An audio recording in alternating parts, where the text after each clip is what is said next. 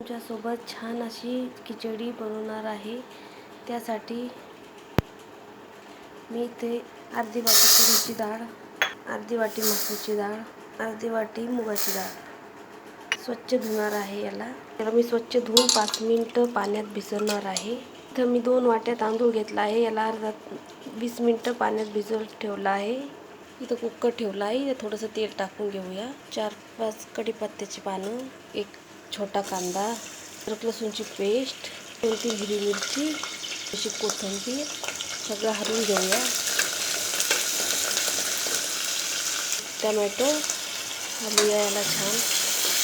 1 चमच हळद, चमच गोडा मसाला, अंबारी मसाला, साधारण याच्यात 4 ग्लास जास्त पाणी टाकायचं। भिजवलेल्या डाळी टाकायच्या याच्यात, भिजवलेले तांदूळ टाकायचे याच्यात, छान याला हलवून घ्यायचं आहे।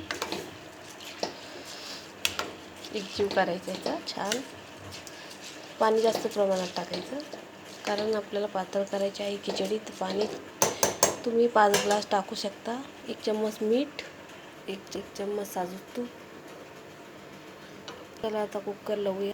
2-3 शिट्टे करून घ्यायच्या आहे। मग काय माहिती फोडणी द्यायची आता छान। अर्धा चम्मच मोहरी टाकायची, जिरे, 3 लसणाच्या पाकळ्या आणि अद्रक, हळदचे तिखट, अशी कोथिंबीर। खिचडी तयार आहे। याच्यात फोडणी देऊया। आता हलवूया। कशी वाटली ही रेसिपी? लाईक करा, शेअर करा, चॅनलला सबस्क्राईब करा। हे बघा फ्रेंड, आपली मसाले खिचडी तयार आहे। दाल खिचडी बनवू शकता किंवा मसाले खिचडी बनवू शकता किंवा छान अशी पौष्टिक खिचडी झाली आहे आपली। चला मग बाय बाय, भेटूया दुसऱ्या रेसिपीसोबत। स्वस्त खा आणि मस्त राहा।